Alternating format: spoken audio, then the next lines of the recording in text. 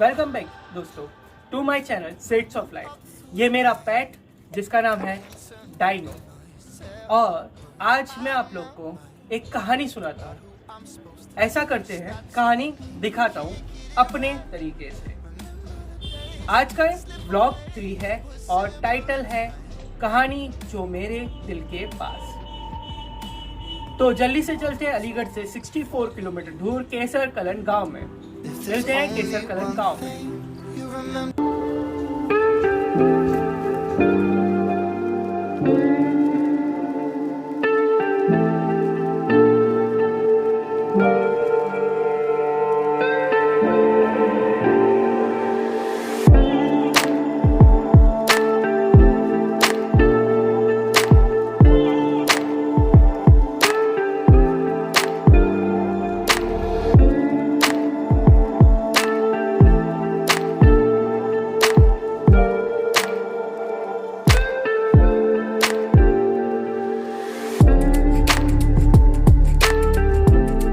दोस्तों हम पहुंच चुके हैं केसर कलन गांव में और उस ऐतिहासिक घर पे जो आने वाली स्टोरी में बहुत इम्पोर्टेंट है।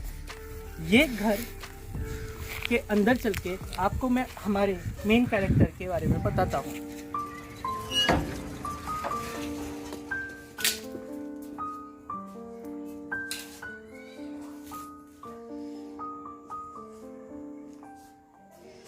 जैसा आप दोस्तों देख सकते हैं, ये वो मशहूर घर है जिसमें हमारा मेन कैरेक्टर रहते थे। कहानी के मेन कैरेक्टर का नाम था फैजुल हसन कादरी जी।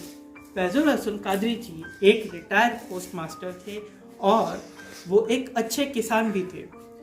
जैसा दोस्तों हमें पता चला है कि फैजुल हसन कादरी जी एक अच्छे घर में लड़के भी थे, इसीलिए उनने अपनी अम्मी के मर्जी के अनुसार शादी की 14 जून 1953 में उनकी मामा की लड़की के साथ। मामा की लड़की का नाम था तजमुली बेगम। तजमुली बेगम बहुत ही खूबसूरत थी और वो पढ़ना लिखना नहीं जानती थी, पर हमारे फैजुल हसन कादरी जी इतने अच्छे शख्स थे कि उन्हें उर्दू की छोटी छोटी किताबें लाई और उनको पढ़ना और बोलना सिखाया। बहुत अच्छे शख्स थे वो। किस्सा और याद आया कि हमारी तजमुली बेगम जी को खाना बनाना नहीं आता था और उनकी सास उनसे बहुत गुस्सा थी, पर हमारे फैजल हसन कादरी जी इतने अच्छे शख्स थे। अम्मी के जाने के बाद तजमुली जी के साथ यहाँ पर खाना बनाते थे और पूरे परिवार को खाना बना के देते थे। उन्हें अपनी अम्मी को पता भी नहीं चलने देते थे कि यहाँ पे फैजल हसन कादरी जी खाना बनाते हैं। सबको लगता था कि तजमुली बेगम जी खाना बनाती हैं। थोड़े थोड़े दिन बाद तजमुली जी को खाना बनाना आ जाता है। अब हम आ चुके हैं फैजल हसन कादरी जी के कमरे में और ये कुछ सामान रह गया है उनकी याद में जाने के बाद।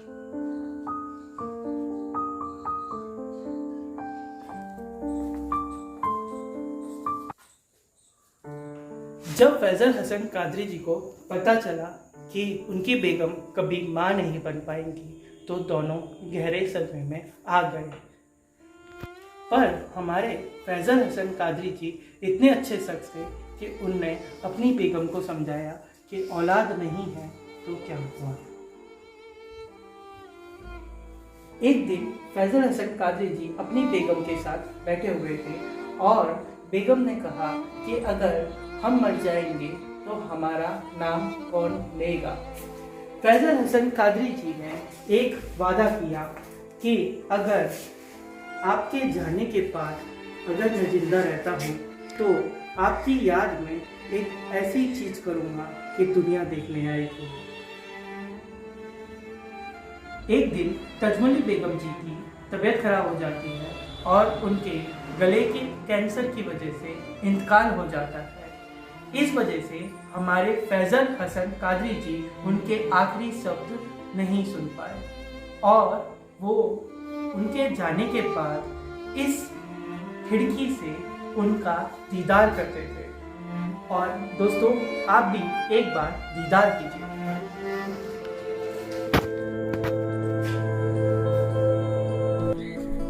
दोस्तों, अब हम आ चुके हैं फैजल हसन कादरी जी के ताजमहल पे।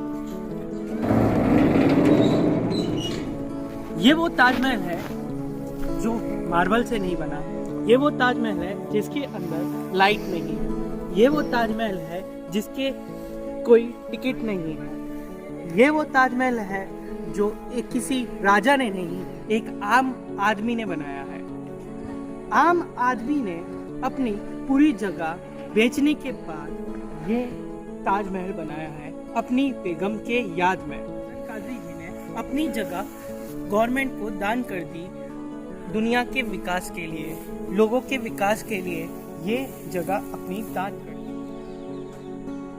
दोस्तों, हम आ चुके हैं अब ताजमहल पे, और आज आप जो कहानी देख पा रहे हो वो हमारे मोहम्मद असलम जी की वजह से देख पा रहे हैं।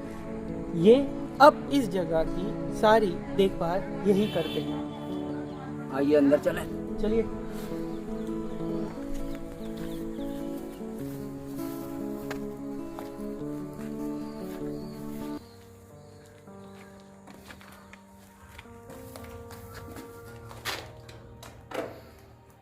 जैसा आप देख सकते हो दोस्तों, यहाँ की तरफ बेगम की कब्र है और उधर हमारे फैजल हसन कादरी जी की कब्र है। और वो अक्सर यहाँ पर बैठा करते थे बेगम की याद में। हमारे मोहम्मद असलम जी बता रहे थे कि उन्हें क्या क्या तकलीफ हो रही है। मोहम्मद जी, देखिए, सबसे पहले तो यहाँ पर लाइट नहीं है। हम ये चाहते हैं कि कुछ लोग आगे बढ़ें, गवर्नमेंट आगे बढ़े, यहाँ पर लाइट का इंतज़ाम किया जाए। इस ताजमहल पे न लाइट है, कुछ न वो सफाई है, और इस पर संगमरमर पत्थर लग जाए तो और खुशनुदी आ जाए ताजमहल पर। लोग यहाँ से बहुत बहुत दूर से आते हैं इसे देखने के लिए, मगर इसे देखकर फिर वो अच्छा नहीं लगता। अब वो तो चले गए भाई, वो अपनी पेंशन से इसकी तामीर कर रहे थे। अब वो जब चले गए तो पेंशन ख़त्म हो गई, आमदनी का ज़रिया ख़त्म हो गया।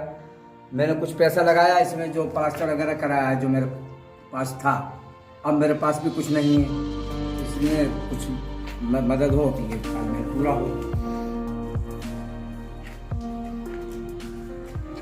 तो जैसा आपने दोस्तों सुना कि अब हम चाहते हैं कि लोग आगे आए और इस ताजमहल का विकास करें। मैं चाहता हूं कि सरकार इस पे ध्यान दे। ये एक बुलंदशहर की एक ऐसी अच्छी चीज़ है जो आने वाले टाइम में लोगों को यादगार रहे। तो दोस्तों, हम आ चुके अपनी कहानी के अंत पे, जहाँ पर फैजल हसन कादरी जी अपनी बेगम के साथ इस कब्र में है और अब हम हो रहे हैं लेट। तो अब हम चलते हैं घर की तरफ और आप लोग को भी नमस्कार। पर जाने से पहले कमेंट करो, लाइक करो और जितना हो सके शेयर करो ये कहानी को जो है मेरे दिल के पास। तो मिलते हैं अगले व्लॉग में। Good bye.